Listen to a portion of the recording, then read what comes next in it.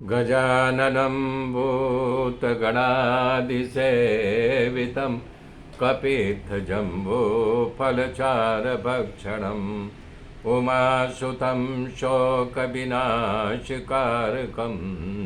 नमामि विघ्नेश्वरपादपङ्कजं। गुरुर्ब्रह्मा गुरुर्विष्णु गुरुदेव महेश्वर गुरु साक्षात् परब्रह्म तस्मै श्री गुरुवे नमः। तस्मै श्री गुरुवे नमः। या कुन्देन्दु तुषारहारधवला या शुभ्रवस्त्रावृता या वीणाभरदण्डमण्डितकरा या श्वेतपद्मासना या ब्रह्माच्युतशङ्कर पवित्रभिः देवैः सदा वन्दिता। सा मां पातु सरस्वती भगवती निःशेषजाड्यापहा। हरिः हरिः ओम्।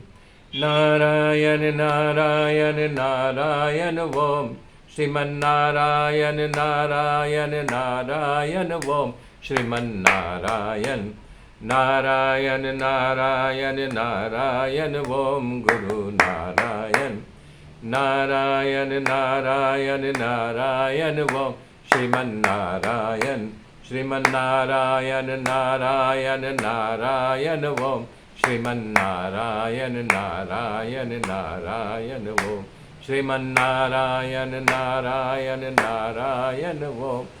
ओम नमो भगवते वासुदेवाय। ओम परमात्मने नमः।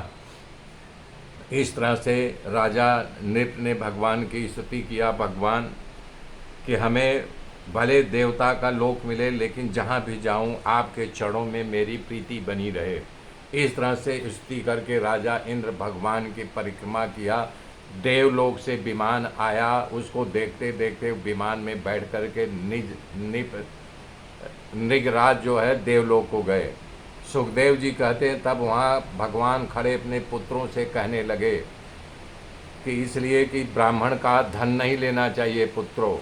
भगवान कृष्ण बोले कि हे पुत्रों सुनो, हलाहल विष को विष नहीं मानना, कारण कि उसका भी उपाय है, उससे बचने की शक्यता है, उसकी चिकित्सा है।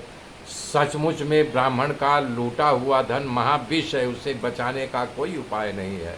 हे पुत्रों, हलाहल जहर तो पीवे, उसका वो उसी को मारता है, दूसरों को तकलीफ नहीं, पर ब्राह्मण का धन बचाने वाला का पूरा कुटुंब का नाश हो जाता है। हे पुत्रों, ब्राह्मण का धन अथवा संपत्ति उसकी के आज्ञा के बिना कोई भोगे तो उसके पुत्रों पौत्रों को 3 पीढ़ी तक का नाश हो जाता है, परंतु ब्राह्मण के धन का जबरदस्ती लूट करके खाए तो उसके 7 पीढ़ी क्या 10 पीढ़ी यानी कि 20 पीढ़ी का विनाश हो जाता है। तब राजा ब्राह्मणों की आजीविका छीन ले। राजा ब्राह्मण जितना यानी कि आंसू गिराता है उतना राजा का विनाश हो जाता है। तो बता रहे हैं वो कुंभी नरक में जाता है वो राजा जो ब्राह्मण को तकलीफ देता है, ब्राह्मण का धन छीनता है, ब्राह्मण का अपमान करता है। यदि ब्राह्मण कोई अपराध करे तो भी उसके साथ बैर नहीं करना चाहिए। यदि वो मारामारी करे, गाली दे तो भी उसका विरोध नहीं करना चाहिए। पुत्रों, यदि वो श्राप दे तो भी उसको नमस्कार करना चाहिए कि जैसे मैं रोज ब्राह्मण को नमस्कार करता हूँ उसी लगा तुम लोग भी नमस्कार करना। भगवान अपने पुत्रों से कहते हैं कि मेरे इस आज्ञा का जो पालन करेगा मैं उस पर अति प्रसन्न होऊंगा, जो पालन नहीं करेगा मैं उसे कभी नहीं क्षमा करूंगा। सुखदेव जी कह रहे हैं इस तरह से अपने परिवार को उपदेश दे करके भगवान अपने महल में आए। श्री रामचरित मानस में भी इसी प्रकार से ब्राह्मणों की महिमा का गान करने में आया है।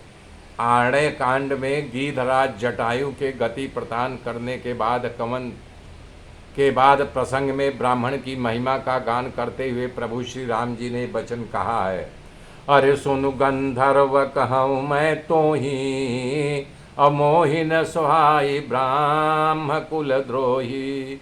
अरे मन कर्म बचन कपटि तजे, जो कर भूसुर सेव, अमोहि समेत बिरंचि शिव, बसता के सब देव।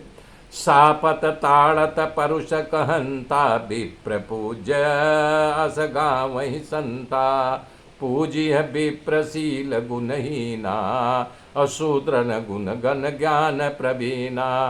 और कही निज धर्म ताहि समुझावा, निज पद प्रीति देखी मन भावा।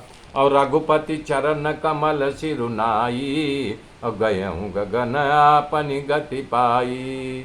इसी प्रकार उत्तर कांड में काकभुसुंडी जी को ब्राह्मण की महिमा का उपदेश देते हुए शिव जी ने भी कहा है। क्या कहा है? अरे सुनु मन बचन सत्य अब भाई, हरितोषण व्रत द्विज सेवकाई। अब जनि करहि विप्र अपमाना, और जान सुसंत अनंत समाना। इंद्र कुलिह मम शूल विशाला, काल दंड हरि चक्र कलाला। जो इन कर मारा नहीं मरही, और विप्रद्रोह पावक सो जरही। बता रहे हैं कि उसके विप्र के दोष में जो लगता है उस आग में अपने आप भस्म हो जाएगा। सुखदेव जी कह रहे हैं इस प्रकार से कथा का विस्तार करते हुए कि भगवान अपने महल में आए। एक बार भगवान श्री कृष्ण बलराम जी बैठे थे, उसी समय उनके बचपन याद आ गया। नंद जी, माँ यशोदा, गोपी ग्वालो सबकी याद आ गई।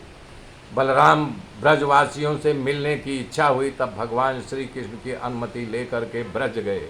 ब्रज में देखा तो ब्रजवासियों प्रतिदिन उनकी राह देख रहे थे, और बलराम को देख करके उनकी आंसों में टप टप टप टप आंसू गिरने लगा।